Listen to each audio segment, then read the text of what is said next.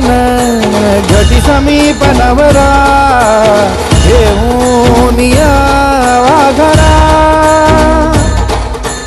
गृहोत्के मधुपर्क पूजन करा अंतपटा ते धरा दृष्ट वधूवरा न करता दोघे करावी उभी वासंती बहुगलबला न करणे पुण्यात सदा शुभमंगल